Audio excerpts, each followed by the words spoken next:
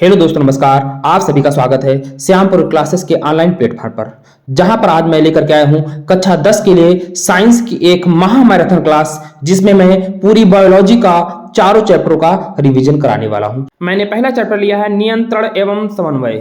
चलिए क्लास को फटाफट स्टार्ट करते हैं। ये देखिए पहला क्वेश्चन है, कह रहा है मस्तिष्क का कौन सा भाग वृद्धि एवं स्मरण शक्ति का केंद्र है। कहने का मतलब है इस मस्तिष्क का ऐसा कौन सा भाग है जो वृद्धि और सोचने, स्मरण करने की, बात को याद करने की, वापस सत्य का केंद्र है। कौन है? कह रहा है भ्रौण पिंड। दूसरा ऑप्शन है प्रमस्तिष्क गोलार्ध, अनुमस्तिष्क या मध्य मस्तिष्क। देखिएगा जो इसका ऑप्शन होगा वो हो जाएगा प्रमस्तिष्क, जिसे हम लोग कहते हैं सेरेब्रम। क्या कहते हैं? सेरेब्रम। ये देखिएगा मस्तिष्क का ये वाला भाग, जितना ये अर्धगोले के आकार का है, ये वाला, इसे हम लोग क्या कहते हैं? सेरेब्रम या प्रमस्तिष्क। इस भाग में जो होती हैं वो सोचने की, स्मरण करने की शक्ति होती है, शरीर को वृद्धि करने की इसमें शक्तियां होती हैं। ठीक है फ्रेंड्स, चलिएगा अगला क्वेश्चन। कह रहा है सामान्य मनुष्य के मस्तिष्क का भार होता है। सामान्य मनुष्य की बात कर रहा है, क्या 1000 से 1100 ग्राम होता है, कि 1300 से 1400 ग्राम होता है, 900 से 1000 ग्राम होता है, या 1600 से 1800 ग्राम होता है? बताइएगा। मनुष्य के मस्तिष्क का भार होता है तो ऑप्शन नंबर जाएगा बी के साथ। क्या कहोगे? 1300 से 1400 ग्राम होता है मनुष्य के मस्तिष्क का भार। ठीक है फ्रेंड्स, चलिए अगला क्वेश्चन देखिएगा। मैंने इसका पहला चैप्टर क्लास करा दी है, आप जाकर के देख सकते हैं बायोलॉजी का, जैव जगत। ठीक है, 2 पार्ट मैंने कराए हैं, बहुत अच्छे से समझा दिया आपको है। इसके बाद आपको कहीं और ज्यादा भटकने की आवश्यकता नहीं होगी, आप निश्चिंत रहिएगा। अगला क्वेश्चन कह रहा है मनुष्य के मस्तिष्क का कौन सा भाग सर्वाधिक विकसित होता है। अब आपको बताना इस मस्तिष्क का कौन सा भाग सबसे अधिक मतलब सबसे अधिक विकसित होता है। कह रहा है डाई एन्फेनेलॉल, हाँ डाई एनसीफेलॉन, डाई एनसीफेलॉन, या अनुमस्तिष्क जिसे हम लोग कहते हैं सेरिबेलम, या प्रमस्तिष्क जिसे कहते हैं सेरिब्रम। इनमें से कोई नहीं। देखिएगा ये जो है आपका यहाँ पर ये जो हिस्सा है इसे कहा जाता है सेरेबलम, ठीक है, या अनुमस्तिष्क। और ये जो आपका हिस्सा अभी बताया था अर्धगोलार्ध के आकार का ये वाला, इसे कहा जाता है सेरेब्रम या इसे प्रमस्तिष्क। ठीक है, तो इसका आंसर कहा जाएगा? हो गया प्रमस्तिष्क के साथ, आंसर नंबर सी के साथ, सेरेब्रम। ठीक है, मनुष्य के मस्तिष्क का सबसे सर्वाधिक विकसित भाग कौन सा होता है मस्तिष्क का? कहोगे प्रमस्तिष्क या सेरेब्रम। अगला करा मनुष्य के, ठीक है क्वेश्चन क्या करा, मनुष्य के मस्तिष्क में ताप नियंत्रित केंद्र स्थित होता है। कहने का मतलब शरीर का जो ताप होता है इसको नियंत्रित कौन करता है? इस मस्तिष्क में कौन सा स्थान है जिससे इस ताप, शरीर के ताप को नियंत्रित किया जाता है? क्या यह केंद्र पिट्यूटरी में होता है, क्या हाइपोथैलेमस में होता है, कि डाइएन्थेनिलोन में होता है, कि इनमें से कोई नहीं होता है? तो कहोगे इसका कहाँ होता है ये? तो ये होता है हाइपोथैलेमस। ऑप्शन नंबर बी के साथ जाएगा। जो ताप नियंत्रित करता है वो कौन करता है? हाइपोथैलेमस। ठीक है, अगला क्वेश्चन कह रहा है मादा लिंग हार्मोन कहलाता है, जो कहने का मतलब फीमेल में होता है लिंग हार्मोन, वो कौन होता है? एंड्रोजन होता है क्या, इंसुलिन होता है, एस्ट्रोजन होता है, या इनमें से कोई नहीं? तो कौन होता है? तो मादा लिंग हार्मोन कौन कहलाता है? एस्ट्रोजन। ठीक है, ऑप्शन नंबर सी के साथ जाएगा। अगला कह रहा है मेडुला ऑब्लांगेटा, मेडुला यहाँ पर होता है, ऑब्लांगेटा नियंत्रित करता है, क्या करता है? जो मेडुला यहाँ पे, ये देखिएगा इस चित्र में, देखो जरा सा, ये है कान के थोड़ा सा यहाँ पर आप देख सकते हो, यहाँ पर ये है मेडुला ऑब्लांगेटा। तो ये क्या करता है? क्या ऐच्छिक क्रियाओं को नियंत्रित करता है, कि अनैच्छिक क्रियाओं को नियंत्रित करता है, कि प्रतिवर्ती क्रियाओं को, या सभी दैहिक क्रियाओं को? शरीर में जितनी क्रियाएं होती है सभी को नियंत्रित करता है। कौन? Medulla oblongata. तो ये जो करता है वो ऐसी क्रियाओं को नियंत्रित करता है जिस पर मनुष्य के मस्तिष्क का कोई जोर दबाव नहीं होता है, उसे आप कह सकते हो अनैच्छिक क्रियाएं। किसे कह सकते हो? ऑप्शन नंबर किसके साथ जाएगा? बी के साथ चला जाएगा। ए नहीं होगा, सी नहीं होगा, और डी नहीं होगा।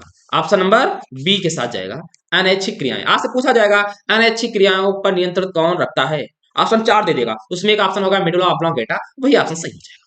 ठीक है, अगला जरा उस हार्मोन्स का नाम बताइए जो बिना निषेचन के बीज रहित फल प्राप्त करने के लिए प्रयोग किया जाता है। क्या वो हार्मोन्स एथिलीन है, ऑक्सिन है, जिब्रेलिन है, या फ्लोरिजन है? बोलिएगा।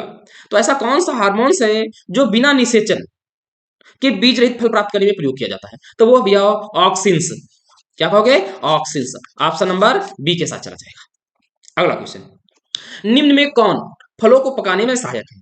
क्या आईएए, एथिलीन, जिब्रेलिन, या टूफोडी? देखो टूफोडी तो नहीं है, ये तो एक क्या है? खरपतवार नाशक है, खरपतवार नाशक है टूफोडी। तो फिर क्या है, देखिए सूत्र तो आपको लिखा है, इसको आप लिख सकते हो CH2 डबल बॉन्ड CH2, जिसमें 2 कार्बन होते हैं और 4 हाइड्रोजन होते हैं, इसका नाम है एथिलीन। ठीक फ्रेंड्स, अगर आपसे पूछ लेगा एथिलीन का रासायनिक सूत्र बताओ तो क्या कहोगे, CH2 double bond CH2। Option number B के साथ चला जाएगा। अगला क्वेश्चन करा, इंसुलिन, इंसुलिन हार्मोन से स्रावित होता है। जो इंसुलिन हार्मोन हमारे शरीर के अंदर पाया जाता है वो कहां से स्रावित होता है? क्या वो पिट्यूटरी ग्रंथि से स्रावित होता है, कि थायराइड से स्रावित होता है, कि लैंगरहैंस की द्वीपिकाओं से स्रावित होता है, या अधिवक्र से स्रावित होता है? बताइएगा। तो इसका आंसर जाएगा ऑप्शन नंबर सी के साथ, लैंगरहैंस की जो द्वीपिकाएं होती हैं वहां से स्रावित होता है। ऑप्शन नंबर सी के साथ जाएगा। तो इंसुलिन कहां से स्रावित होता है? लैंगरहैंस की द्वीपिकाओं से। दोस्तों आप इस क्लास को यदि मन लगा करके पढ़ लें, यकीन बताता हूं मैं, एक दो बार वीडियो देख लीजिएगा, आपके माइंड में बस जाएगा बिल्कुल, मैं आंसर याद करा दूंगा एक बार। चल, कह रहा किस हार्मोन्स की कमी से मधुमेह रोग होता है? मधुमेह को समझ लो ना आप लोग क्या कहते हो, जिसे आप लोग कहते हो शुगर रोग। तो आप बताइएगा किसकी कमी से होता है? क्या इंसुलिन की कमी से होता है, कि गैस्ट्रिन की कमी से होता है, कि रिलैक्सिन की कमी से होता है, या एस्ट्रोजन की कमी से? देखिए एस्ट्रोजन तो अभी बताया था, ये मादा लिंग हार्मोन होता है एक प्रकार का, ठीक है। तो मधुमेह रोग किसकी कमी से होता है? तो ऑप्शन नंबर ए के साथ चला जाएगा, इंसुलिन की कमी से होता है। मधुमेह रोग किसकी कमी से होता है? इंसुलिन की कमी से होता है। अगला क्वेश्चन करा, कौन सा पादप हार्मोन कोशिका विभाजन में सहायक है? ऐसा पादप हार्मोन बताइए जो पौधों में पाया जाता हो और उसकी कोशिका विभाजन में सहायक हो। क्या ये ऑप्शन साइटोकाइनिन होगा इसका? क्या ऑक्सिन है, एब्सिसिक अम्ल है, या एथिलीन है? तो कोशिका विभाजन में कौन है महत्वपूर्ण हार्मोन्स? तो कहोगे साइटोकाइनिन।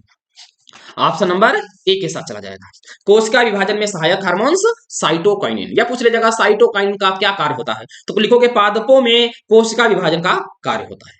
ठीक है फ्रेंड्स, चल अगला कह निम्न में कौन पादप हार्मोन है? ऐसा कहने का मतलब है ऐसा कौन सा हार्मोन है जो निम्न दिए गए हैं जो पौधों में पाया जाता हो? क्या फिरोमोन पाया जाता है पादपों में, जिब्रेलिन पाया जाता है, हिपैरिन पाया जाता है, इंसुलिन पाया जाता है? नहीं, इंसुलिन को तो अभी बताए थे, इंसुलिन की कमी से कौन सा रोग होता है? मधुमेह रोग होता है। तो पादप हार्मोन कौन सा है? तो ऑप्शन नंबर बी के साथ चला जाएगा, जो जिब्रेलिक एसिड है।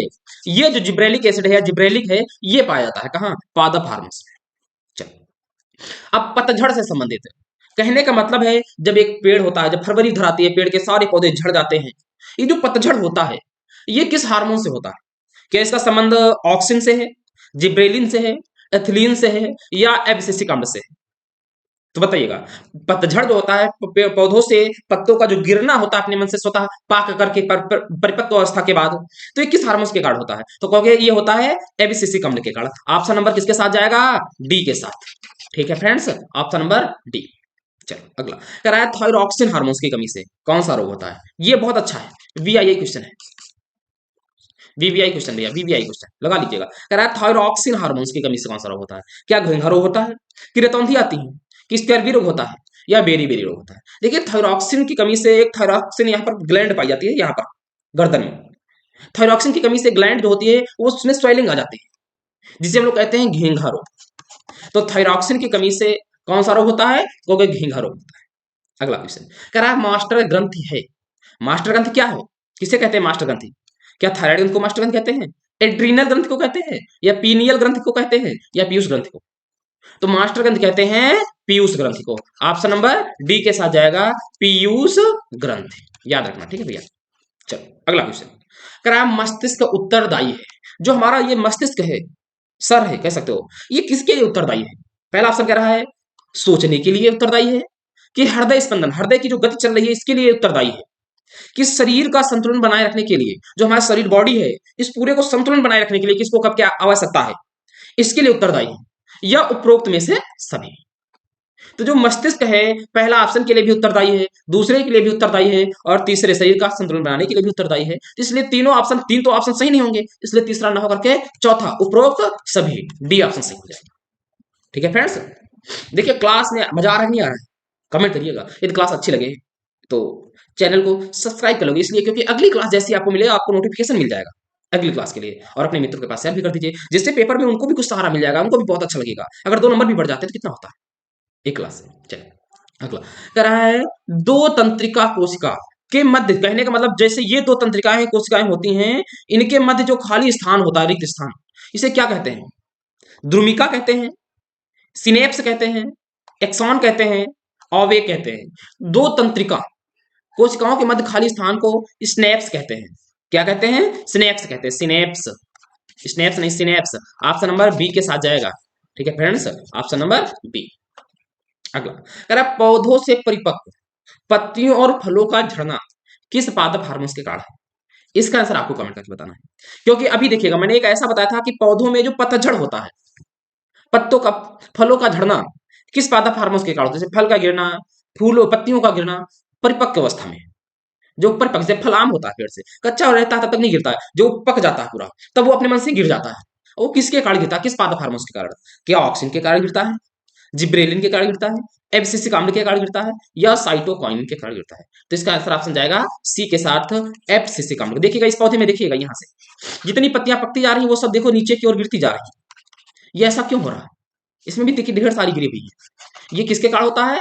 एब्सिसिक अम्ल के कारण। ऑप्शन नंबर सी के साथ चला जाएगा। अगला, मनुष्य में मेरुरज्ज से निकलने वाली तंत्रिकाएं होती हैं।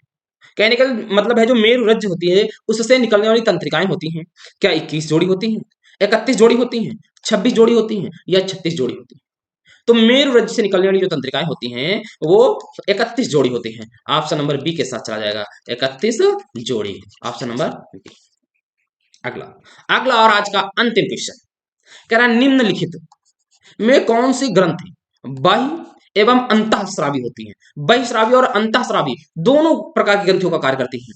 क्या वो पिट्यूटरी ग्रंथि है, क्या वो थाइमस ग्रंथि है, क्या वो थायराइड ग्रंथि है, कि वो अग्न्याशय ग्रंथि है? तो बोलिएगा कौन सा ऑप्शन सही होगा? ऑप्शन नंबर जाएगा इसका डी वाला। कौन सी ग्रंथि है? अग्नाशय ग्रंथि। ऑप्शन नंबर डी के साथ। जो अग्नाशय ग्रंथि होती है वो दोनों का कार्य करती है, अंतःस्रावी का और बहिस्रावी का। अब मैंने दूसरा चैप्टर लिया है जैव प्रक्रम। इसके पढ़ेंगे हम लोग महत्वपूर्ण एमसीक्यू क्वेश्चन। इसके बाद हम लोग पढ़ेंगे जीव जनन कैसे करते हैं, फिर आनुवंशिकता। चारों चैप्टरों को मैं आज समाप्त करके ही जाऊंगा क्लास से। ठीक है, चलिएगा क्लास को स्टार्ट करते हैं। पहला क्वेश्चन है मानव वक्र का कार्य होता है। जो मनुष्य के वक्र होते हैं, ठीक है फ्रेंड्स, इनका जो कार्य होता है वो क्या होता है, पूछ रहा है।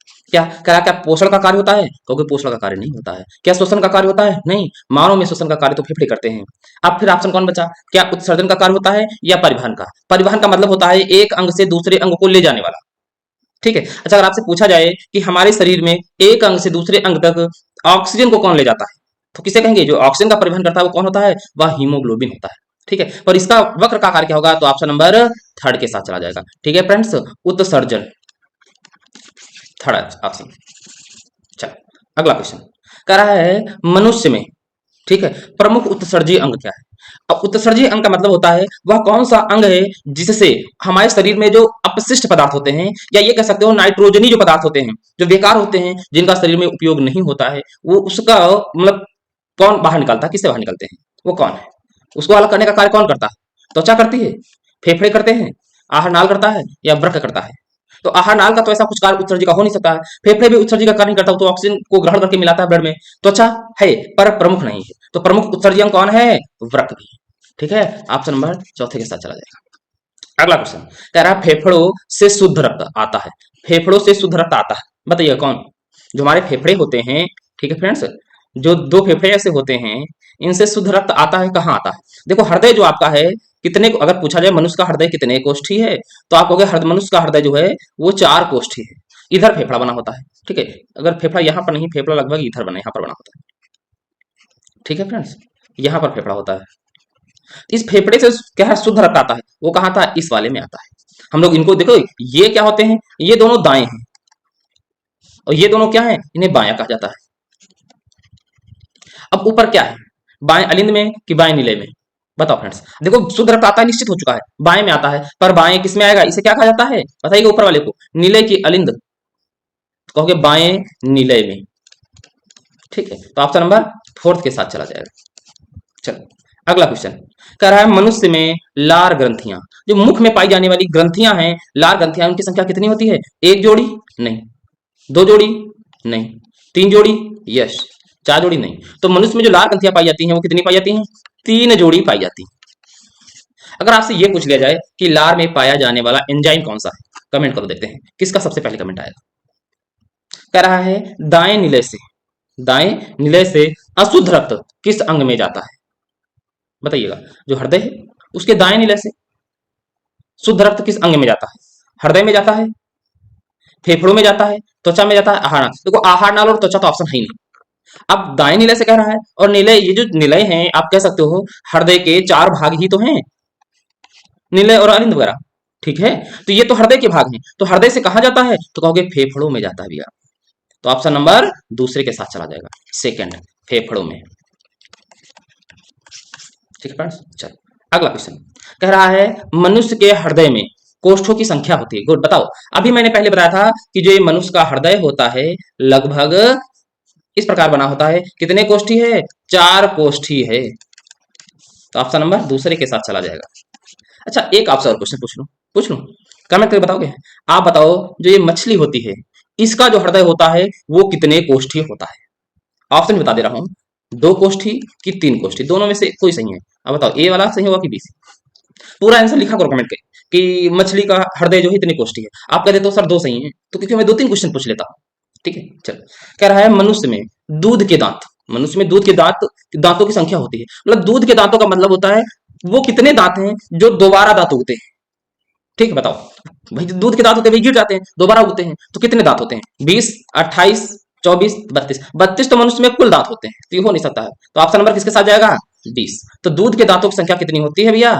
20 होती है। तो ऑप्शन नंबर ए के साथ जाएगा, सेकंड भी नहीं होगा और ना ही थर्ड होगा। अगला कह रहा है स्वपोषी, स्वपोषी पौधों के लिए आवश्यक है। स्वपोषी का मतलब होता है भैया, देख लीजिएगा, अगर आपसे कह रहा है स्वपोषी, स्वपोषी पौधे कौन होते हैं? तो कहोगे स्वपोषी जो पौधे वो होते हैं जो अपना भोजन, जो अपना भोजन स्वयं बनाते हैं, जो अपना भोजन स्वयं बनाते हैं उन्हें हम लोग स्वपोषी कहते हैं। अच्छा, जो दूसरों पर निर्भर रहते हैं उन्हें क्या कहते हैं? उन्हें परपोषी कहते हैं। तो अब बताइएगा, पौधों को अपना भोजन बनाने के लिए क्या क्या आवश्यक है? क्या कार्बन डाइऑक्साइड है? यस, अगर कार्बन डाइऑक्साइड नहीं होगी तो भोजन कैसे तोड़ेंगे? ठीक है। सूर्य का प्रकाश, सूर्य का प्रकाश नहीं होगा तभी नहीं भोजन बना पाएंगे। क्लोरोफिल नहीं होगा तो सूर्य का प्रकाश लेगा कौन? तो क्लोरोफिल भी आवश्यक है। तो ऑप्शन नंबर कौन सा हो जाएगा? चौथा। ये सभी देखो, जब तीनों सही है तो ये नहीं होगा, ना पहले दूसरा होगा ना ही तीसरा होगा। अब ऑप्शन सीधा कौन हो जाएगा? चौथा। चौथा का मतलब ये सभी ऊपर वाले सारे। ठीक है फ्रेंड्स, चलिए अगला क्वेश्चन कह रहा है केवल जल में घुलनशील होता है। अब देखो विटामिन जो होते हैं, समझ लो भैया, विटामिन जो होते हैं, ठीक है, जो विटामिन होते हैं वो कितने टाइप के होते हैं? 2 प्रकार के। एक कौन होते हैं? एक जल में घुलनशील, एक वसा में घुलनशील। अब पूछ रहा जल में घुलनशील विटामिन कौन होती है? तो आप कहोगे विटामिन बी और सी, ये तो जल में घुलनशील है। और वसा में घुलनशील कौन कौन सी है? तो आप कहोगे विटामिन ए, डी, ई, के। तो आप पूछ रहा जल में घुलनशील कौन है? विटामिन सी, चौथा ऑप्शन जाएगा। ठीक है फ्रेंड्स, अगला क्वेश्चन और आज का लास्ट क्वेश्चन है, कह रहा लार में कौन सा एंजाइम पाया जाता है? पेप्सिन पाया जाता है? ना भैया। एमाइलेज पाया जाता है कि ट्रिप्सिन पाया जाता है कि लाइपेज पाया जाता है? कौन सा एंजाइम पाया जाता है? तो भैया लार में पाया जाने वाला एंजाइम लिख लो भैया, हम लिख देते हैं लार में पाया जाने वाला एंजाइम। तो पाया जाने वाला कौन सा एंजाइम होता है? तो कहोगे एमाइलेज। ठीक है फ्रेंड्स, ये होंगे। अगला चैप्टर मैंने लिया है आनुवांशिकता, हेरिडिटी। इस क्वेश्चन के इस चैप्टर के मैं इंपॉर्टेंट क्वेश्चन पढ़ के इसके बाद पढ़ूंगा जीव जन्म कैसे करते हैं। चलिए बिना समय गंवाए क्लास को स्टार्ट करते हैं। सभी लोग अगर चैनल पे पहली बार आए हैं तो चैनल को सब्सक्राइब कर दीजिएगा, वीडियो को लाइक कर दीजिएगा, एक अच्छा सा कमेंट करने। ठीक है, चलिए तो क्लास को स्टार्ट करते हैं फटाफट, जब तक चारों चैप्टर नहीं समाप्त होंगे मैं नहीं आगे जाऊंगा। ओके, चलिए क्लास को स्टार्ट करते हैं। आज का पहला क्वेश्चन है निम्न में कौन सा आनुवांशिक पदार्थ है? कहने का मतलब है 4 ऑप्शन आपके पास है, इनमें कौन आनुवांशिक पदार्थ है? कह रहा क्या गोल्गी का है, डीएनए, राइबोसोम, माइटोकॉन्ड्रिया। तो आनुवांशिक जो पदार्थ है वो कौन है? वो डीएनए है। ऑप्शन नंबर कौन सा जाएगा?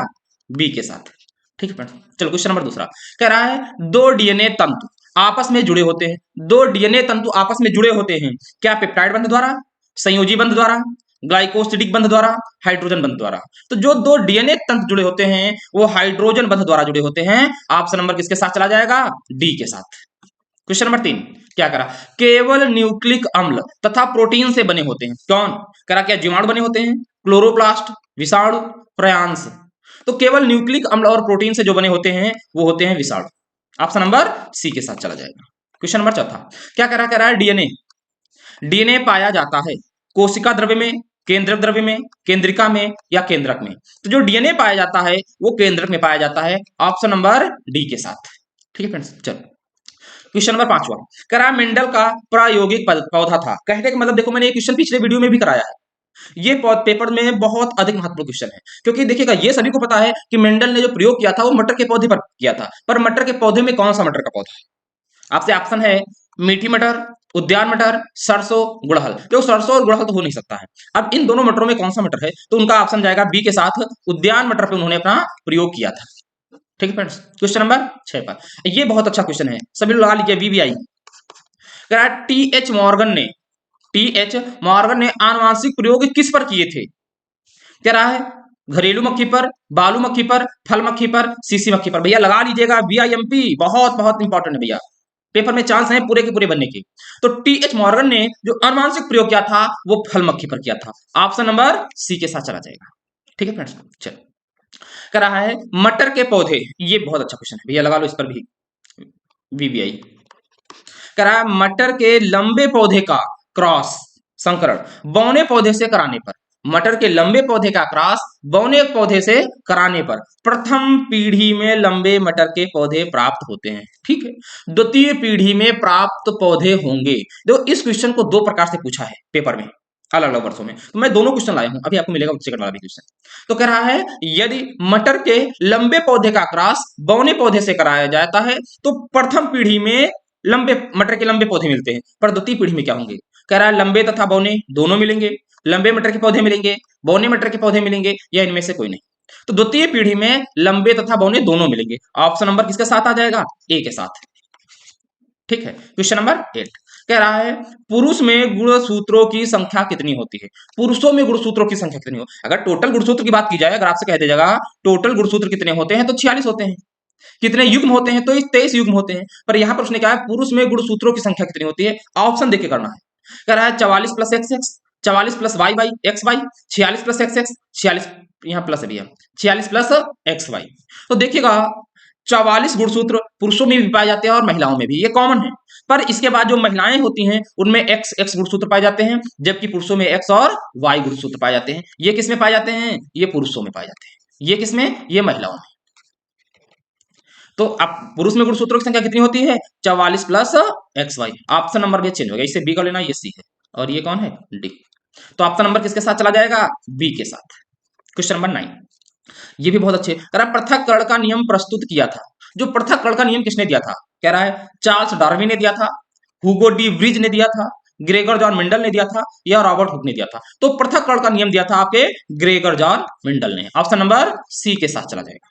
क्वेश्चन नंबर 10 डीएनए के रज्जुक किसके द्वारा जुड़े होते हैं? ये भी रज्जुक मतलब तंतु बंध, मतलब वो आप कह सकते हो तंतु किसके द्वारा जुड़े होते हैं, या डीएनए के दो डीएनए आपस में किसके द्वारा जुड़े होते हैं? कह रहा क्या पेप्टाइड बंध द्वारा, सहसंयोजी बंध द्वारा, ग्लाइकोसाइडी बंध द्वारा, हाइड्रोजन बंध द्वारा। अभी बताया था। तो जो डीएनए दो होते हैं तो आपस में किसके द्वारा जुड़े होते हैं? हाइड्रोजन बंध द्वारा। देखिए इस प्रकार भी पूछ सकता है रज्जु, वहां पर भी क्वेश्चन मैंने ये रिपीट कराया है, अभी कराया था, पर वहां रज्जु वर्ड नहीं आया था। इस प्रकार भी पूछा जा रहा है। ठीक है, चलो 11 नंबर कह रहा मटर के पौधे पर अपने प्रयोगों में मेंडल ने किस लक्षण का प्रयोग नहीं किया था? जब मेंडल ने मटर के पौधे पर जब प्रयोग किया था अपना, तो किस पर प्रयोग नहीं किया था? क्या पुष्प की स्थिति पर प्रयोग नहीं किया था, बीज के रंग पर प्रयोग नहीं किया था, फली की लंबाई पर प्रयोग नहीं किया था, या बीज की आकृति पर? तो देखिए मेंडल ने पुष्प की स्थिति पर प्रयोग किया था कि नहीं किया था, बीज के रंग पर भी प्रयोग किया था, फली की लंबाई पर नहीं किया था, और बीज की आकृति पे किया था। इन तीनों पर किया था और फली की लंबाई पर नहीं किया था। तो क्वेश्चन में पूछा किस पर नहीं किया है, तो जो गलत ऑप्शन होगा ऑप्शन वही सही हो जाएगा, और सही वाले सारे क्या हो जाएंगे? गलत हो जाएंगे। ऑप्शन नंबर सी हो जाएगा। चलो 12 नंबर कह रहा निम्न में से कौन सा जीनोटाइप शुद्ध गोल बीजों को प्रदर्शित करता है? जीनोटाइप की बात कर रहा है। देखो दो टाइप होते हैं, अगर बात की जाए टाइप जो कितने होते हैं? दो। एक होता है जीनोटाइप, एक होता है फिनोटाइप। तो यहां बात किसकी कर रहा है? यहां जीनोटाइप की बात कर रहा है। तो कह रहा है जीनोटाइप शुद्ध गोल बीजों को प्रदर्शित करता है, तो ऑप्शन नंबर ए के साथ। वो कौन होता है? वो आर होता है। ऑप्शन नंबर डी के साथ जाएगा। क्वेश्चन नंबर 13 पे चलते हैं। कह रहा है युग्मनज में गुणसूत्रों की संख्या होती है। युग्मनज में गुणसूत्र कितने होते हैं? एक युग्मनज में, युग्मनज का मतलब क्या होता है? जोड़ा। जोड़े का मतलब कितने होते हैं? दो होते हैं। अब कौन होते हैं? क्या 4 एक्स हो सकते हैं? कभी नहीं हो सकते। 3 एक्स नहीं हो सकते। 1 एक्स हो सकता है, पर इसका जोड़ा तो लाओ, ये भी नहीं हो। ऑप्शन नंबर किसके साथ जाएगा? सी के साथ। एक तो युग्मनज में गुणसूत्रों की संख्या कितनी होती है? 2x। ठीक है, आप कह रहे हैं मेंडल के अनुसार मटर के बौने पौधे का जीनोटाइप होता है। मेंडल के अनुसार मटर के बौने पौधे का जीनोटाइप होता है। जो छोटा पद होता है उसका जीनोटाइप क्या होता है? उसका जीनोटाइप होता है स्मॉल टी। क्या होता है? ये होता है स्मॉल टी। ऑप्शन नंबर किसके साथ जाएगा? सी। भैया ये बीआईएम क्वेश्चन है, इन बातों को ध्यान रखना, ये क्लास बहुत इंपॉर्टेंट है। अगर यहां से कोई क्वेश्चन एमसीक्यू से बनेगा, मैं यकीन दिलाता हूं ना, जितने मैंने एमसीक्यू क्वेश्चन एक भी अलग नहीं आएगा। परेशान मत हो, एग्जाम हो जाने दो, इसके बाद मैं प्रमाण के साथ होऊंगा, बताऊंगा कि क्लास नंबर 4 में मैंने ये क्वेश्चन कराया है। चलो क्वेश्चन नंबर 15 कह रहा है जीन पद का सर्वप्रथम किसने प्रयोग किया था? जो जीन पद का सर्वप्रथम प्रयोग किसने किया था? मेंडल ने किया था, जोहानसन ने किया था, बीजमान ने किया था, एरी ने किया था। तो जीन पद का सर्वप्रथम प्रयोग जोहानसन ने किया था। ऑप्शन नंबर बी के साथ चला जाएगा। ये क्वेश्चन देखिए मैंने अभी पीछे कराया है। ये क्वेश्चन देखो, पूछने का पेपर को कैसे पूछने का तरीका बदलता है। ठीक है, कह रहा है जब शुद्ध लंबे तथा शुद्ध बौने मटर के पौधों का संकरण अर्थात क्रॉस कराया गया, तो प्रथम पीढ़ी में लंबे मटर के पौधे प्राप्त हुए। ठीक है, द्वितीय पीढ़ी में प्राप्त होंगे। अभी इसी क्वेश्चन को पीछे क्या कहा था? जब मटर के लंबे पौधे के बौने पौधे से क्रॉस कराया जाता है तो प्रथम पीढ़ी में मटर के लंबे पौधे प्राप्त होते हैं, तो द्वितीय पीढ़ी में कैसे प्राप्त होंगे? अब यहाँ पर क्या है? जब शुद्ध लंबे तथा शुद्ध बौने, बात वही कह रहा है, पौधों के संकरण कराया जाता है तो क्या करा है? शुद्ध लंबे पौधे प्राप्त होंगे, शुद्ध बौने प्राप्त होंगे, संकर लंबे प्राप्त होंगे, या शुद्ध लंबे संकर लंबे बौने। तो ऑप्शन नंबर डी जाएगा, तीनों प्राप्त होंगे, शुद्ध लंबे भी प्राप्त होंगे, शुद्ध संकर भी प्राप्त होंगे और शुद्ध बौने भी प्राप्त होंगे। ठीक है, ऑप्शन नंबर डी के साथ जाएगा। इस बात को ध्यान रखना है भैया, 5 स्टार क्वेश्चन है। 17 नंबर कह रहा है मनुष्य में कायिक गुणसूत्रों की युग्मों की संख्या होती है। कायिक गुणसूत्रों के युग्मों की संख्या होती है। कायिक दोनों में कॉमन जो है गुणसूत्र कितने कॉमन होते हैं?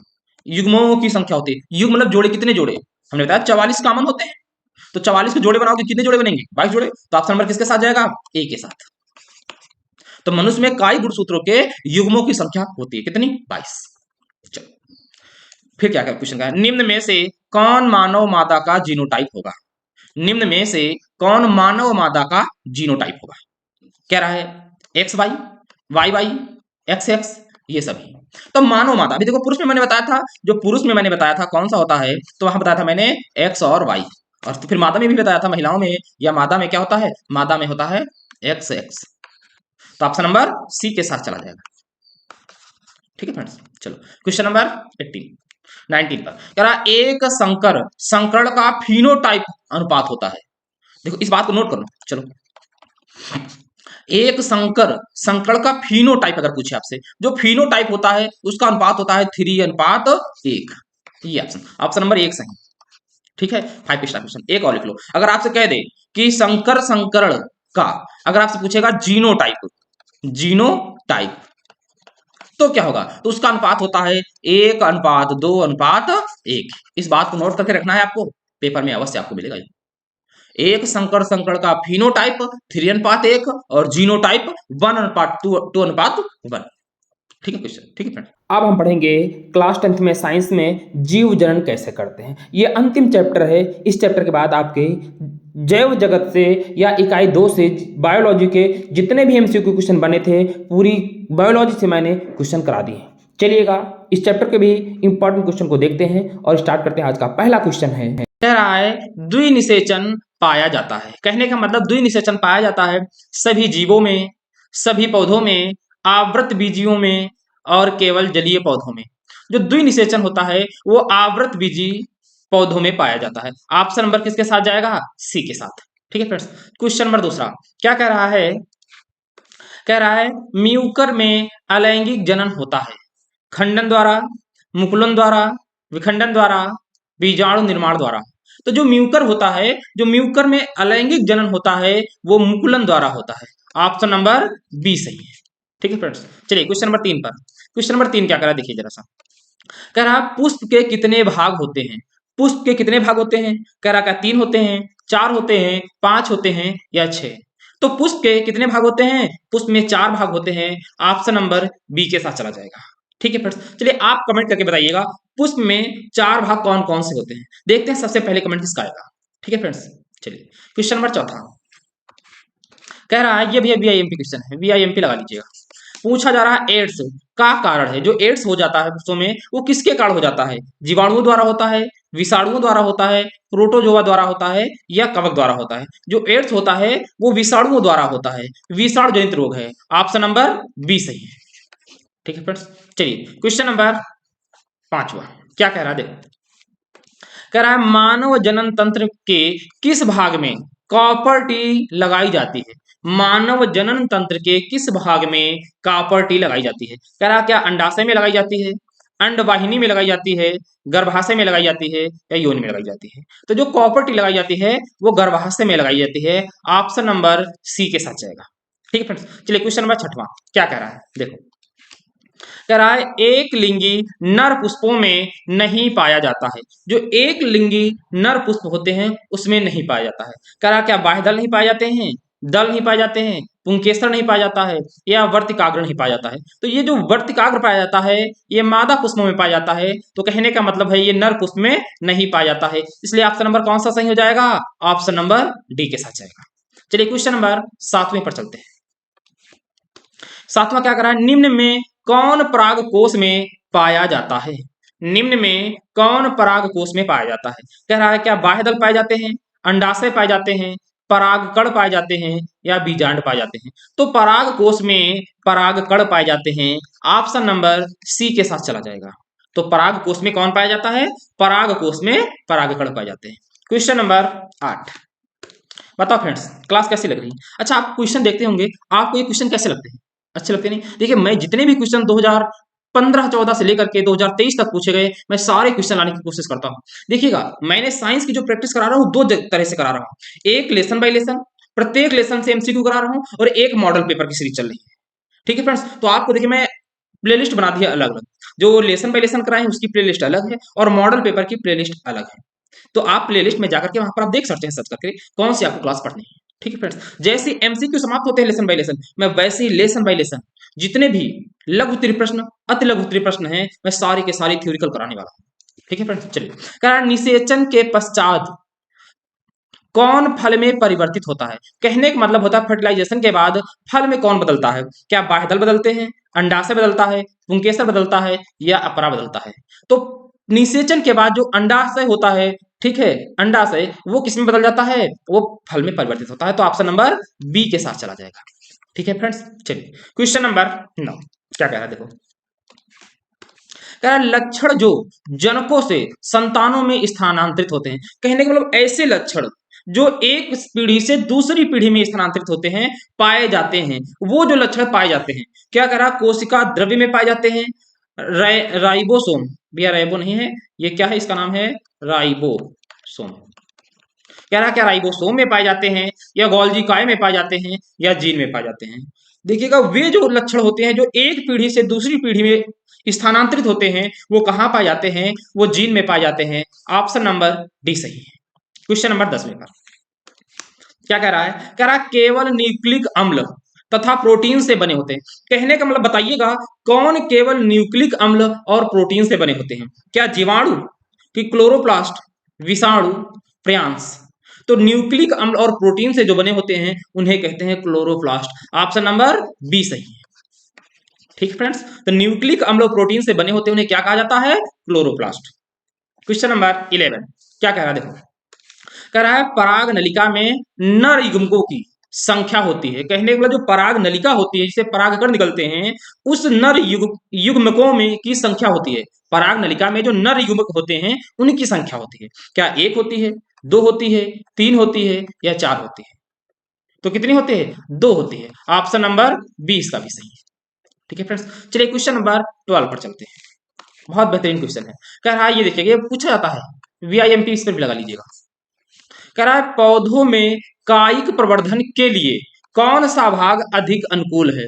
पौधों में कायिक प्रवर्धन के लिए कौन सा भाग अधिक अनुकूल है? कह रहा क्या तना, पत्ती, जड़, प्रकलिका? तो कायिक प्रवर्धन के लिए जो पौधे का होता है वो प्रकलिका जो होती है वो सबसे अधिक अनुकूल होती है। ऑप्शन नंबर डी के साथ जाएगा।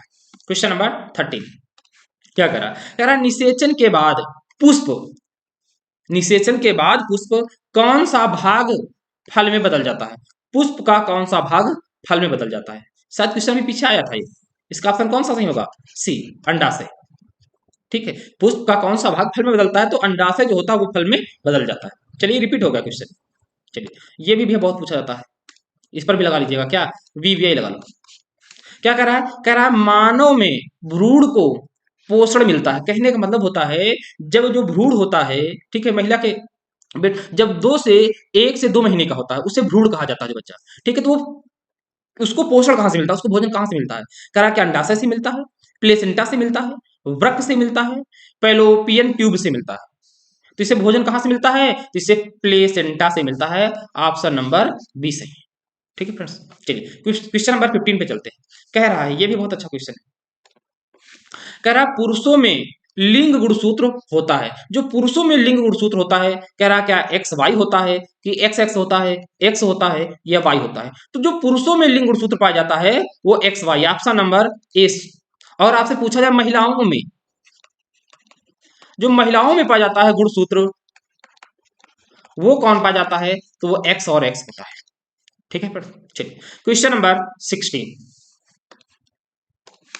क्या कह रहा है, परिवार नियोजन की स्थायी विधि है।